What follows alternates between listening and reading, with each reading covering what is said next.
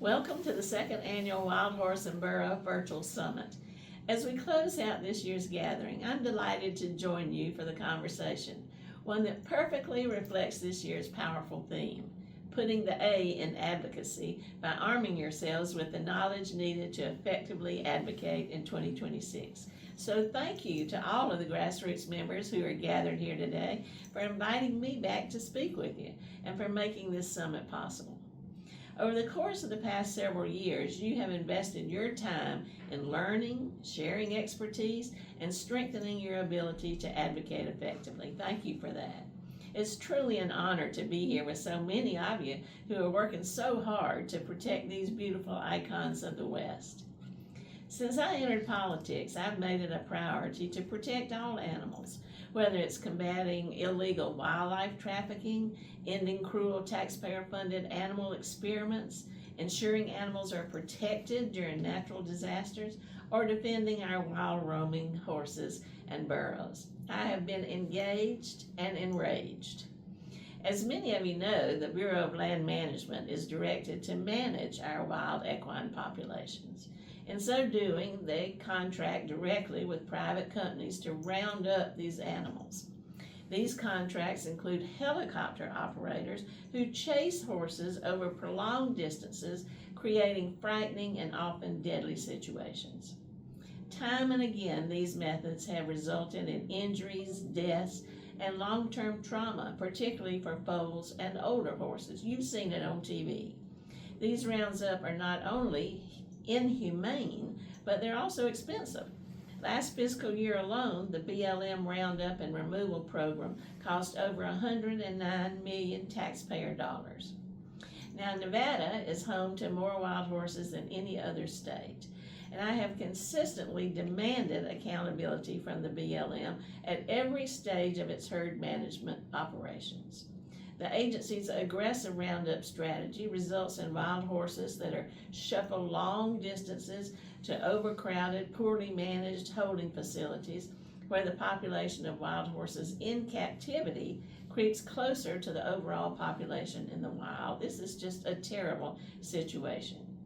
These confined environments also become a breeding ground for respiratory diseases, further exacerbating the suffering of these already stressed animals. Now, despite these inhumane and avoidable outcomes, the BLM just continues to push for even more aggressive removals. Taxpayer dollars shouldn't be used to support brutal methods of gathering, especially when more humane alternatives exist. That's why I introduced an amendment to the House budget to prohibit BLM from using any federal dollars to contract with helicopters or fixed-wing aircraft. I also reintroduced the Bipartisan Wild Horse and Burro Protection Act, which would eliminate the use of helicopters in BLM wild horse gathers, and it would require the Government Accountability Office to study more humane alternatives to protect these beautiful creatures, which remain a source of pride for Nevada residents. Moreover, in June 2024, I sent a letter to the BLM raising concerns about its deeply flawed adoption incentive program. You all know about that. It has enabled the exploitation and slaughter of wild horses under the guise of more beneficial adoption, which isn't accurate. Programs without safeguards invite abuse, and advocates are right to demand better. I'm proud to share that, following pressure from advocates like you, the U.S. District Court for the District of Colorado overturned this program, and that was a major victory for wild horse protection. In addition, when it comes to population management, the science is on our side. A peer-reviewed study from the Virginia Range in Nevada demonstrated that fertility control programs can effectively control and even lower wild horse populations, all without harming them or taking horses off the range.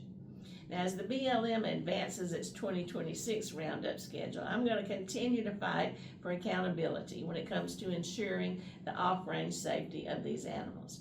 Advocates like you have been sounding the alarm as the BLM cancels or scales back critical wild horse programs, including the wild horse program recently canceled at the Hutchinson Correctional Facility in Kansas after 20 years of operating successfully. Programs like these provide responsible adoption pathways, and their loss has real consequences. Such decisions reduce transparency, limit responsible adoption pathways, and increase the risk that more horses become vulnerable to exploitation and slaughter through bad actor pipelines. Accountability means ensuring that the BLM does not simply remove horses from the range without a credible, humane plan for their care, placement, and protection from slaughter. And that's why I'm a co-sponsor of the SAFE Act, which permanently bars the selling and slaughter of equines for human consumption. I'm actively working with the members of Congress to force BLM to responsibly manage wild horses and burros. In the FY 2025 budget, my colleagues and I were successful in including language directing BLM to spend up to $11 million on fertility treatment programs. Now, this was a significant victory, but it's vital that we continue to pressure BLM to focus more of its resources in a humane and fiscally responsible direction for the long-term management of these horse populations. I was encouraged to see that these advocacy efforts are already having an impact. The FY 2026 Interior Budget House Report directs the BLM to prioritize immunocontraceptive vaccines, and it explicitly calls for an increase in their use, signaling that Congress is listening and that your informed advocacy works. And that's exactly why knowledge-driven advocacy matters.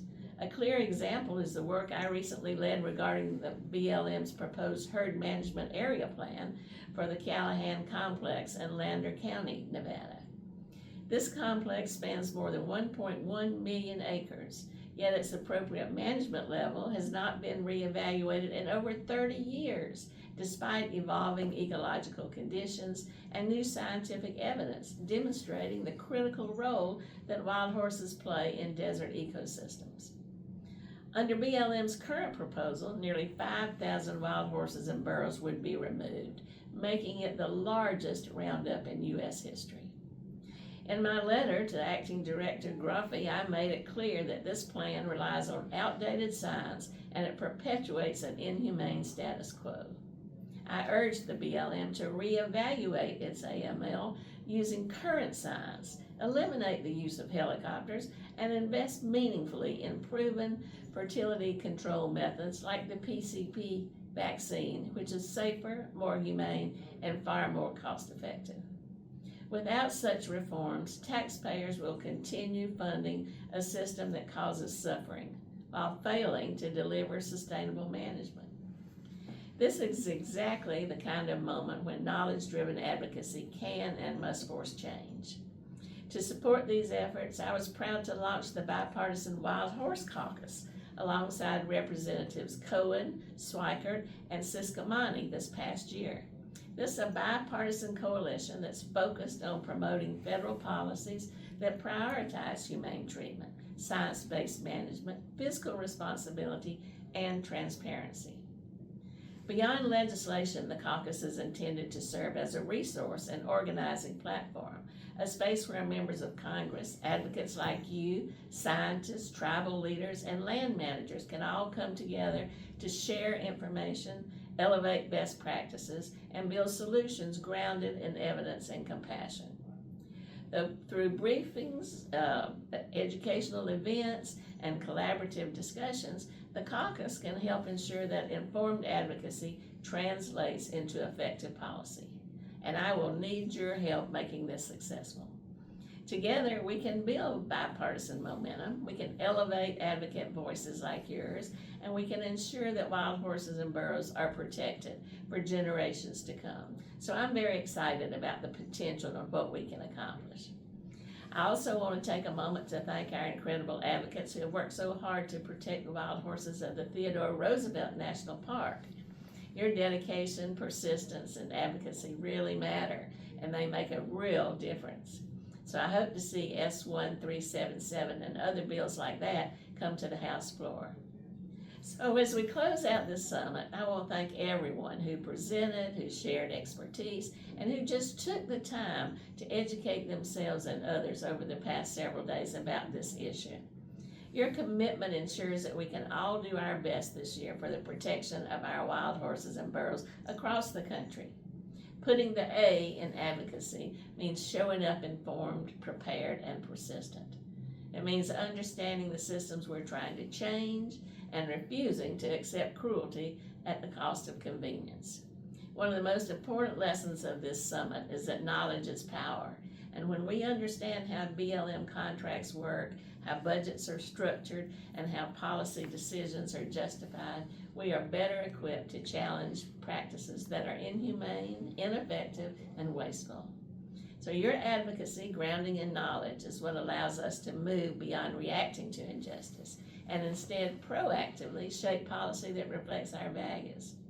But to advance these policies, I need the assistance of incredible advocates just like you gathered here today, so we can persuade all your members of Congress on both sides of the aisle to help us institute critical change at BLM, its operations, and make them protect these cherished animals.